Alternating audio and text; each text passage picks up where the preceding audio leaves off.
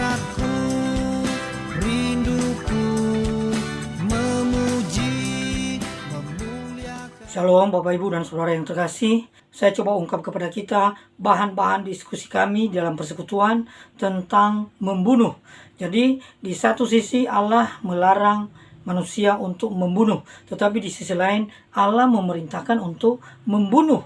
Kepada orang Israel diperintahkan untuk membunuh, melenyapkan, membumi hanguskan orang di masa perang, menghanguskan 7 bangsa Kanaan waktu itu ya, termasuk orang-orang Filistin, termasuk orang-orang dari bangsa yang melakukan penyembahan berhala. Nah, mengapa di satu sisi Allah melarang membunuh, di satu sisi juga Dia memerintahkan untuk perang, menghanguskan dan membunuh? Bagaimana perasaan kita? Bagaimana hati nurani kita? Dan bukan hanya itu, di dalam kehidupan kekristenan dan kehidupan sebagai warga negara pada masa kini, terutama mereka-mereka yang berprofesi, bekerja sebagai prajurit, bekerja buat bangsa dan bernegara. Ketika terjadi perang, mereka harus membunuh. Negara Rusia misalnya dengan Ukraina, mereka tahu bahwa orang yang dibunuh ini mungkin tidak berdosa, mungkin dia hanya membela negaranya. Terpaksa mereka harus saling membunuh. Bagaimana hati nurani ini? Bagaimana hati kita? Bagaimana perasaan ini? Jangan-jangan kita diliputi, jangan-jangan para prajurit itu yang telah membunuh itu diliputi perasaan bersalah selama-lamanya, seterusnya membuat pikirannya tidak tenang, tidak bahagia, takut kalau ia telah berdosa. Untuk kebenaran ini, saya mau katakan, sesungguhnya memang Tuhan telah melarang membunuh. Ini salah satu perintah Tuhan di dalam 10 hukum Taurat. Sebagaimana yang tercantum di dalam Keluaran pasal yang ke-20, ayat yang ke-13 misalnya, jangan membunuh. Jangan membunuh. Terutama ini ditafsirkan membunuh sesama manusia. Dan mungkin bisa ditafsirkan juga semua makhluk hidup. Jadi jangan membunuh. Tetapi di bagian lain Tuhan perintahkan membunuh. Ada banyak ayatnya untuk Yosua diperintahkan untuk membunuh, membumi hanguskan bangsa-bangsa di Kanaan. Jadi kalau kita melihat di dalam kitab suci juga, Yosua, Gideon, Daud, dan orang-orang kudus lain di perjanjian lama diperintahkan untuk membunuh. Ya, bagaimana perasaan mereka? Sementara di satu sisi mereka tahu ada perintah Tuhan, jangan membunuh. Tampaknya mereka tidak menemukan kesulitan dalam menyelaraskan tugas mereka dengan perintah ini. Ya, Samuel menghiraukannya, akan tetapi dia tidak ragu-ragu mencincang manusia menjadi berpotong-potong dengan darah dingin. Ada dalam 1 Samuel pasal 15 ayat 33. Mungkin ini perintah Tuhan, dan mungkin untuk zaman sekarang itu tidak diizinkan karena Tuhan telah memberikan mandat kebijakan kepada pemerintah di tiap-tiap negara.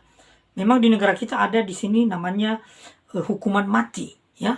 Tentu yang mengeksekusi, yang membunuh, yang menembak atau memotong leher atau menggantung itu adalah para prajurit. Itu adalah mereka-mereka yang bertugas. Bagaimana kalau yang bertugas itu orang Kristen? Nah, ini yang mau kita bahas. Justru Saul disalahkan karena tidak menghanguskan Ahab, yang kemudian dia disalahkan dalam 1 Raja-Raja pasal 20 ayat 42 atas sikap toleran yang sama. Ya, jadi dia toleran, tidak membunuh, justru dia disalahkan. Elia membunuh, menyembelih 450 nabi-nabi palsu, ya, dalam 1 Raja-Raja 18 ayat 40. Walaupun ada perintah jangan membunuh. Dikatakan juga di sini bahwa kalau memang demikian, jangan membunuh ayam, jangan membunuh ikan. Padahal itu dilakukan kalau memang untuk seluruh makhluk. Kalau ditafsirkan untuk sesama manusia saja, jangan membunuh, berarti kita tidak boleh berperang. Kita tidak melaksanakan kehendak Tuhan. Justru di sini ketika Tuhan memerintahkan bunuh, lalu tidak dibunuh, itu dianggap berdosa. Jadi ada satu tafsiran mengatakan begini, menuliskan begini, perintah itu tidak melarang perang untuk pertahanan diri atau perang dengan tujuan yang benar.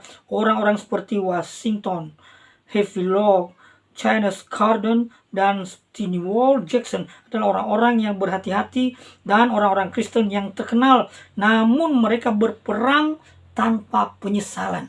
Mengapa? Karena perang itu adalah tugas negara. Tugas sebagai prajurit. tugas sebagai pahlawan. Itu tidak melanggar perintah Tuhan kalau memang harus perang, kalau memang harus membunuh, dan ini memang tugas. Kalau kita tidak membunuh, kita kalah, negara kita kalah, kita yang salah. Tapi masalahnya dalam hati nurani ini kadang-kadang kita berkata, bagaimana mungkin saya membunuh prajurit dari negara lain itu? Saya tahu dia juga tidak berdosa. Dia tidak melakukan kesalahan itu. Yang melakukannya adalah negaranya, presidennya, pemimpin yang lain. Prajurit yang saya harus bunuh ini tidak berdosa, tidak melakukan hal yang salah. Saya katakan bahwa di dalam tuntutan perang, tugas sebagai negara itu harus dilakukan tanpa merasa berdosa. Itu tugas. Jadi kalau kita perang, itu bukan tanggung jawab kita ya. Saya mau katakan bahwa itu tanggung jawab pemimpinnya, pemimpin yang di atas kita. Coba misalnya ya, disebutkan Tuhan Yesus membaptis atau Yohanes Pembaptis membaptis. Sebenarnya bukan dia yang membaptis, bukan Tuhan Yesusnya, tetapi murid-muridnya. Jadi yang dikatakan berperang itu bukan kitanya, tetapi pemimpin kita atas nama negara kita. Lalu ada hati nurani kita yang kadang sebagai prajurit, sebagai pahlawan, sebagai eksekutor hukuman mati. Bagaimana hati nurani kita? Saya akui, saya bisa memiliki perasaan yang sama seperti para prajurit. Ketika misalnya ada orang dituntut dan sudah divonis hukuman mati, lalu kemudian dia dieksekusi. Yang mengeksekusinya adalah orang yang bertugas. Mungkin dia orang Kristen, dan bagaimana dengan hati nuraninya? Bukan hanya orang Kristen, mungkin orang yang beragama lain. Ajaran agama berkata jangan membunuh, tetapi dia harus membunuh karena dia harus melaksanakan eksekusi sebagai tugas perintah dari negara. Bagaimana? Saya katakan, lakukanlah tugas itu dengan sukacita, tanpa penyesalan. Tetapi pada akhirnya nanti, usahakanlah hal itu sedapat-dapatnya bisa dihindari. Itu usulan yang muncul di sini. Di dalam Roma pasal 13 ayat yang keempat, disebutkan di situ bahwa pemerintah adalah hamba Allah untuk memberikan hukuman. Justru ini hamba Allah disebutkan di situ. Saya bacakan ayatnya. Roma 13 ayat 4. Karena ia adalah hamba Allah untuk kebaikanmu. Namun jika engkau berbuat jahat, takutlah kepadanya karena tidak percuma ia menyandang pedang. Ia adalah hamba Allah untuk membalaskan murka Allah atas mereka yang berbuat jahat. Ini ia di sini adalah pemerintah. Ya, ayat satunya disebut tiap-tiap orang harus tunduk kepada para penguasa yang di atasnya, sebab tidak ada pemerintah yang tidak berasal dari Allah. Tiap-tiap orang harus tunduk kepada pemerintah yang di atasnya.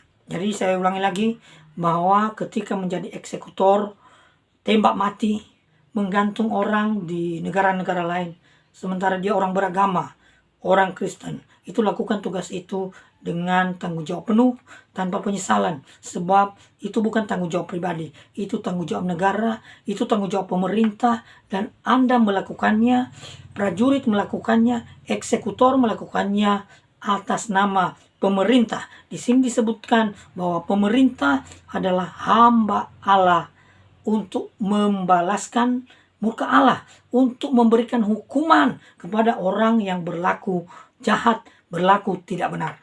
Jadi Bapak Ibu, sebagai pesan rohani bagi kita yang harus membunuh tanpa terelakkan, sebagai tugas tanggung jawab negara, lakukanlah tugas itu dengan sukarela, dengan sukacita, dan lebih-lebih usahakan, upayakan supaya hal itu memang harus dihindari.